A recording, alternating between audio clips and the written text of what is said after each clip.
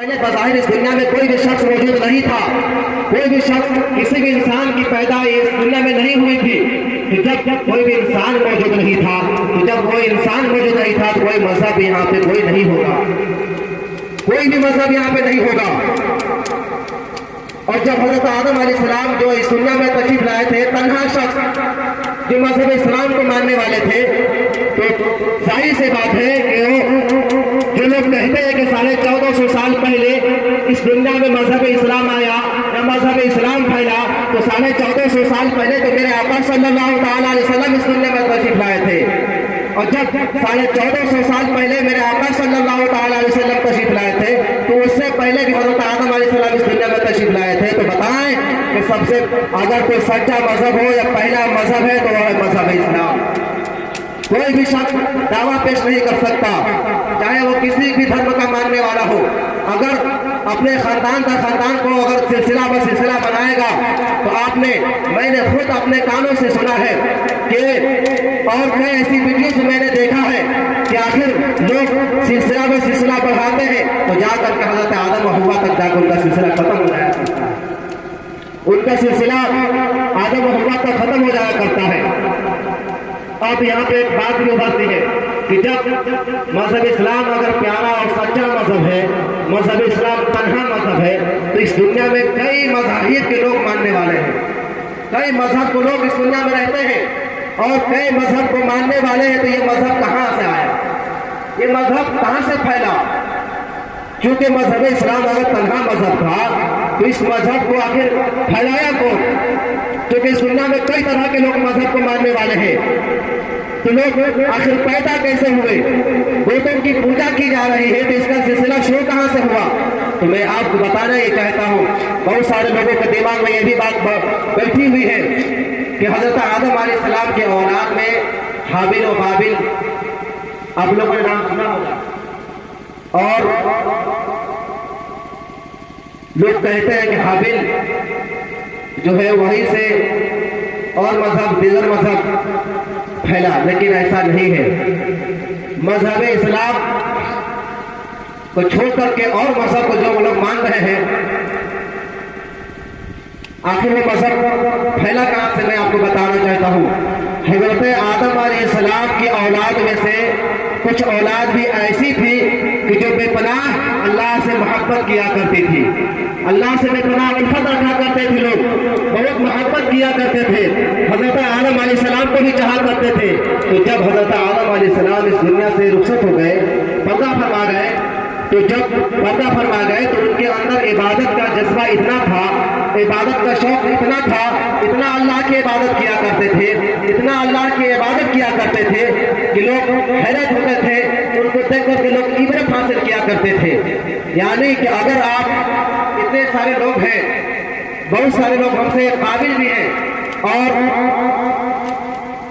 ہم سے زیادہ پڑھے لکھے لوگ بھی ہیں، اگر آپ کا کردار صحیح رہا تو یقیناً مانیے کہ اگر آپ کا کریکٹر صحیح ہے تو آپ کے کریکٹر دیکھ کر کے میں عبرت حاصل کروں گا۔ کیونکہ اگر آپ کسی اور چیز میں مہارت حاصل رکھتے ہیں اور ہمارے اندر وہ خوبی نہیں ہے تو ظاہر سی بات ہے کہ اگر ہمیں اس میں دل لگی ہو گئی ہے تو آپ کے کریکٹر کو دیکھ کر کے، آپ کی سیرت کو دیکھ کر کے میں کچھ عبرت حاصل کرنے کی کوشش کروں گا۔ تو ایسا ہی ہوا تھا کہ لوگ اللہ کی بہت زیادہ عبادت کیا کرتے تھے، اللہ سے بے پناہ محبت کیا کرتے تھے، تو جب بے پناہ محبت کیا کرتے تھے، حضرت آدم علیہ السلام کی جب وفات ہو گئی تو اس میں سے ایک شخص ایسا تھا جو اللہ کی بے پناہ محبت کیا کرتا تھا، جو محبت کیا کرتا تھا۔ حضرت آدم علیہ السلام کی وفات ہو گئی تو اس نے کہا کہ سنو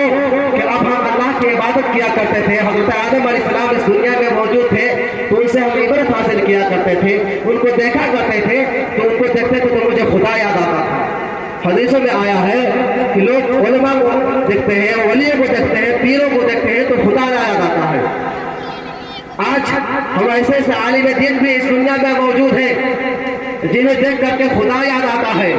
تو جب حضرت پیغمبران اسلام، حضرت آدم علیہ السلام جو اللہ کے پیغمبر ہیں، وہ جب انہیں دیکھتے تھے تو خدا یاد آتا تھا۔ انہوں نے مشورہ کیا کہ حضرت آدم علیہ السلام نہیں ہے تو چلو کیوں نہ ان کا ایک پتلا بنایا جائے، پتلا چلو کیوں نہ ان کی ایک مورتی بنائی جائے کہ جب ان کو دیکھیں گے تو शौक और जोक बढ़ेगा, हमारे अंदर इबादत का शौक बढ़ेगा, हम अल्लाह की और ज्यादा इबादत किया करेंगे। तो जब उन लोगों के अंदर ये फैसला हो गया तो उन लोगों ने मशवरा करके एक मूर्ति बनाई, और जब उस मूर्ति को देखा करते थे तो खुदा की इबादत किया करते थे। याद रखें, जिन लोगों ने मूर्ति को बनाई उन लोगों ने मूर्ति की इबादत नहीं की, मूर्ति की पूजा नहीं की, बुतों की पूजा उन लोगों ने नहीं की जिन लोगों ने बनाई। बल्कि जब वो मूर्ति बनाई गई तो जब खानदान का खानदान, मिसाल के तौर पर अगर हम एक यहाँ पे मूर्ति ही बना दे, मूर्ति बनाने के बाद हम यहाँ से चले जाए, कुछ दिन के बाद हमारा इंतकाल हो जाए, क्योंकि इस दुनिया से सबको जाना है, आप सबका इंतकाल हो जाए, हमारा खानदान का खानदान, हमारा वो सिलसिला बढ़ता हुआ नजर आएगा। उसी तरह सिलसिला बढ़ता गया, उन लोगों का इंतकाल हो गया, उनकी औलादों में से औलाद जब पैदा हुई तो शैतान आता है और इंसानी शक्ल में आकर के उनके दिलों में ये वसवसा पैदा करता है कि जब जिस खुदा को तुम मानते हो, जिस आदम अलैहिस्सलाम को तुम माना करते थे, जिसे देखकर तुम खुदा की इबादत किया करते थे, तुम्हारे पूर्वज, तुम्हारे खानदान वाले इसी मूर्ति की पूजा किया करते थे, इसी मूर्ति की पूजा किया करते थे, इसी चीज को माना करते थे। तो जब खानदान वाले